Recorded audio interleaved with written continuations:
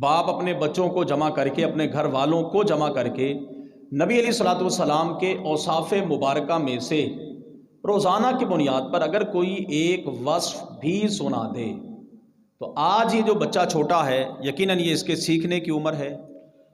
اور جب روزانہ کی بنیاد پر اس کے کانوں میں یہ بات پڑے گی کہ میرے اور آپ کے کریم آقا صلی اللہ علیہ وآلہ وسلم کائنات میں افضل ترین ہیں، وہ ہمارے نبی ہیں،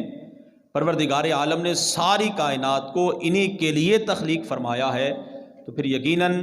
اس بچے کی ساری عمر، ساری زندگی اس کی رسول کریم صلی اللہ علیہ وسلم کے ارد گرد ہی گزرے گی۔ وہ بچہ پھر بڑا ہو کر یہ نہیں کہے گا کہ میرا تو آئیڈیل فلاں کھیلنے والا ہے، میرا آئیڈیل فلاں ناچنے والا ہے، میرا آئیڈیل فلاں گانے والا ہے، ایسا نہیں ہوگا۔ پھر اب اس میں ہماری اپنی بہت ساری کمی اور کوتاہیاں پائی جاتی ہیں کہ جب بچے کی تربیت کا وقت آتا ہے اس وقت ہم بچوں کو یہ کہہ کر چھوڑ دیتے ہیں نہیں ابھی بچہ ہے، ابھی کون سا کوئی اس کی عمر ہوئی ہے۔ جس عمر میں اس بچے کو ہم نے سکھانا تھا وہ عمر تو ہم نے یہ کہہ کر گزار دی کہ ابھی چھوٹا ہے، ابھی اس کی عمر نہیں ہے، اور جب وہ سیکھنے والی عمر گزر گئی اب ہم جب اس بچے کو سکھانا چاہتے ہیں تو اب ہم اسے پھر کچھ نہیں سکھا سکتے، پھر ہمارے لیے وہی بچہ پریشانی کا باعث بن جاتا ہے۔ پھر وہی بچہ نہ باپ کو باپ سمجھتا ہے، نہ ماں کو ماں سمجھتا ہے، نہ بھائی کو بھائی سمجھتا ہے، اس کو ظاہر ہے رشتوں کی پھر قدر ہے ہی نہیں، اور دین اسلام تو پھر بڑی دور کی بات ہے کہ ہم پھر اس بچے سے جس کی ہم نے کبھی تربیت ہی نہیں کی، جس کو ہم نے کبھی رسول کریم صلی اللہ علیہ وسلم کا نام مبارک تک ادب سے لینا نہیں سکھایا،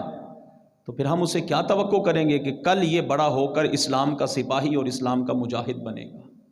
ہم کیسے توقع کر سکتے ہیں کہ یہ بندہ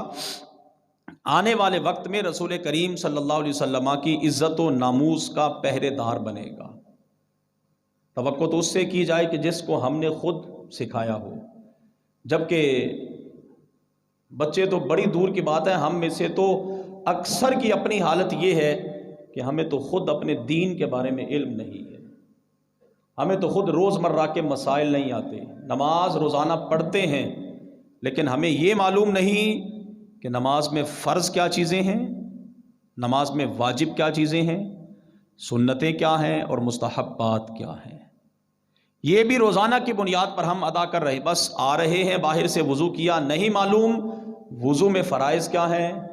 وضو میں سنن و مستحبات کیا ہیں۔ وضو کیا دیکھتے ہوئے جس طرح ہم اپنے بڑوں کو دیکھتے آئے بس اسی طرح ہم نے اپنا چہرہ دھویا،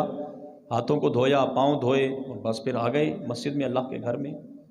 جس طرح دیگر حضرات نماز پڑھ رہے تھے اسی طرح باقی حضرات ہم نے دیکھتے دیکھتے نماز پڑھنا شروع کر دی اور بس پھر ساری عمر اسی انداز میں گزار دی۔ ہم میں سے اکثر حضرات ایک ہفتے کے بعد صرف جمعے والے دن آتے ہیں، اور جمعے والے دن بھی اکثر ایسے کہ جو عین اس وقت مسجد کے اندر داخل ہوتے ہیں کہ جب خطبہ جمعہ شروع کیا جاتا ہے، اور پھر آپ ان کے آنے کی حالت دیکھیں، جب اذان ہو رہی ہے اذان ثانی،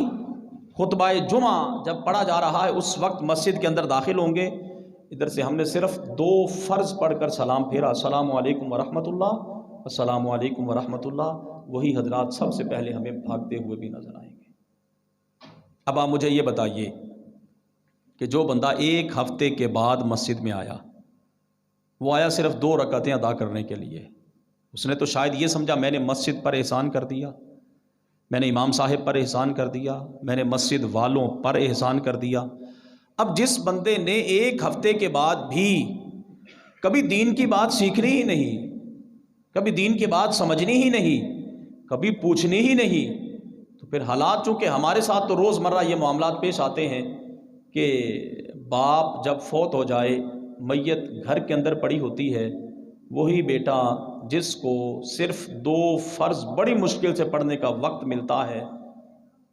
اب گھر میں سامنے میت رکھ کر تو بھاگا پھرتا ہے، کس لیے؟ اب باپ کو نہلانے والا کوئی نہیں ہے، میت کو غسل دینے والا کوئی نہیں ہے۔ کیا ہم مسلمانوں کے ملک میں نہیں رہتے؟ کیا ہم خود مسلمان پیدا نہیں ہوئے؟ ہمارے ارد گرد دائیں بائیں ہمارے سارے گھرانے الحمدللہ پورے کا پورا محلہ پورے کا پورا شہر مسلمانوں کا ہے، لیکن پھر کیا وجہ ہے کہ نہ تو ہم خود کوئی ختم پڑھ سکتے ہیں، نہ خود ہم میت کو غسل دے سکتے ہیں، نہ خود ہم میت کا جنازہ پڑھا سکتے ہیں، نہ ہم جنازے کے بعد خود دعا کر سکتے ہیں۔ غرض یہ کہ بچے کے پیدا ہونے سے لے کر انسان کے دنیا سے جانے تک کے سارے جتنے اہم ترین معاملات ہیں وہ آپ کے امام مسجد ادا کریں۔ اور مجال ہے کبھی 1 منٹ بھی یہ بندہ لیٹ ہوا ہو، بچہ پیدا ہوا، ادھر آپ حضرت صاحب کو بلانے کے لیے جائیں، فوراً تیار، اپنے سارے کام کاج چھوڑ کر آپ کی خدمت کے لیے ہر لمحہ تیار ہیں۔ اور پھر آپ یہ دیکھیے، آپ کے بچے کی پیدائش سے لے کر اس کے وقت آخر تک اہم ترین معاملات اور جو مواقع زندگی کے اندر آتے ہیں، یا تو بچے کے کان میں اذان دینی ہو پھر بھی امام مسجد، نکاح پڑھانا ہو پھر بھی امام مسجد، آپ کا اگر کوئی فوت ہو جائے فاتحہ اور دعائے مغفرت کرنی ہو پھر بھی امام مسجد، جنازہ اگر پڑھانا ہو تو پھر بھی امام مسجد، جنازے کے بعد قبر پر اگر قرآن پڑھنے کی باری آئے پھر بھی امام مسجد، 10واں 20واں 40واں سالانہ پر پھر امام مسجد۔ اور پھر ہم میں سے اکثر ایسے ہیں کہ اسی امام کو ہم تان و تشنیع کا ذریعہ اور نشانہ بناتے ہیں۔ پھر آج آ کر حالات ہمارے سامنے کیا ہوتے ہیں، مولوی اگر بخشے گئے تو ہم تو چھلانگے مارتے ہوئے جنت کے اندر چلے جائیں گے۔ کیا آپ نے یہ جملہ سنا کبھی سوچا آپ نے کہ یہ جملہ کہاں سے کہاں تک جا رہا ہے؟ کیا آپ نے کبھی غور کیا کہ وہ مولوی جو آپ کے مصلی پر آ کر کھڑا ہوا، اس سے پہلے اس کی کتنی مشقتیں اور کتنی تکلیفیں وہ اپنی زندگی کے اندر برداشت کر چکا ہے؟ کیا کبھی ہم نے سوچا کہ اس نے قرآن کریم فرقان حمید حفظ کیا، وہ قرآن کہ جس کے حفظ پر میرے رسول کریم صلی اللہ علیہ وسلم نے اسے بشارت عطا فرمائی کہ جس طرح دنیاوی طور پر ایک آپ کا ایم پی اے ہو، چیئرمین ہو، کونسلر ہو، ایم این اے ہو، آخر تک آپ چلے جائیں، اس طرح ظاہری طور پر ان کو کچھ مخصوص کوٹے دیے جاتے ہیں۔ ایم این اے کو کہا جائے آپ کے پاس 50 افراد کا کوٹا ہے، آپ ان میں سے جن کو چاہیں جہاں چاہیں بھرتی کروا دیں۔ یہ ایک الگ معاملہ کہ پھر اس کے بعد والا پروسیجر کیا ہوتا ہے، ہمارا اس سے تعلق نہیں، نہ ہماری غرض ہے۔ اللہ سب کو ہدایت عطا فرمائے۔ اب وہ شخص جو بظاہر صرف نوکری پر لگوانے کے لیے 50 افراد کا کوٹا لے کر خوشی سے نہیں پھولا سماتا، تو یہ تو دنیا ہے۔ اب وہ بندہ جو آپ کے مصلی پر آ کر کھڑا ہوتا ہے، اس کا پروٹوکول دیکھیے آپ، اور یہ پروٹوکول اسے کسی دنیاوی شخص نے نہیں دیا، کسی دنیاوی بندے نے نہیں دیا۔ یہ عزت، یہ اکرام، یہ اعزاز اس کو رسول کریم صلی اللہ علیہ وسلم نے عطا فرمایا۔ اور وہ اعزاز کیا ہے، اس کا مخصوص کوٹا کیا ہوگا؟ وہ بندہ کہ جس نے اللہ کی کتاب قرآن کو اپنے سینے میں محفوظ کر لیا، نبی علیہ الصلوۃ والسلام اسے اپنی طرف سے یہ کوٹا اور بشارت عطا فرما رہے ہیں، کل جب قیامت کا دن ہوگا اس بندے کو یہ اختیار دیا جائے گا کہ اپنے خاندان کے 7 ایسے افراد، کتنے جی؟ 7 ایسے افراد کہ جن پر جہنم ان کے اعمال بد کی وجہ سے واجب ہو چکی ہوگی، اس حافظ قرآن کو یہ اختیار دیا جائے گا ان 7 بندوں کو جہنم سے نکال کر جنت میں داخل کر دیں۔ اب آپ دیکھیے کو تھوڑا احساس ہے، یہ اعزاز تو تب ملتا ہے جب اس نے قرآن کریم حفظ کر لیا۔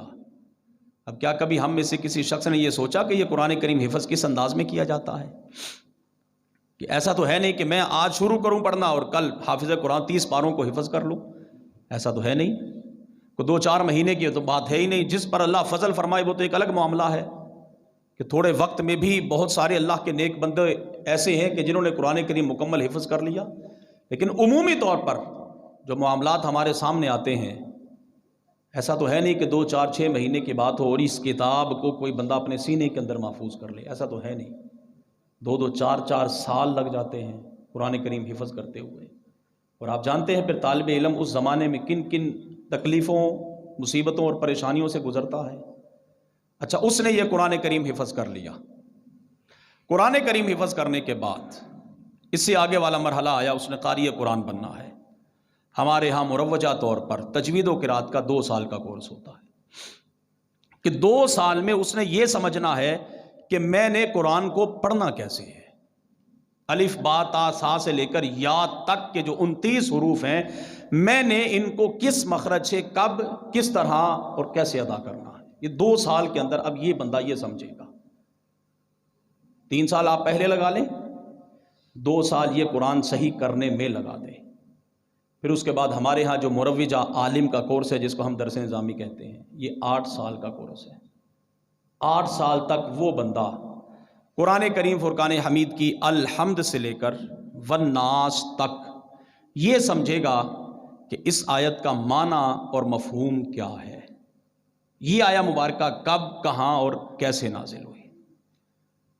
ان 8 سالوں کے دوران وہ شخص یہ سمجھے گا کہ الحمدللہ رب العالمین میں الحمد پر اگر ہم نے پیش پڑھی ہے تو کیوں پڑھی ہے، للہ ہی کے اندر لفظ اللہ پر اگر ہم نے زیر پڑھی ہے تو کیوں پڑھی ہے،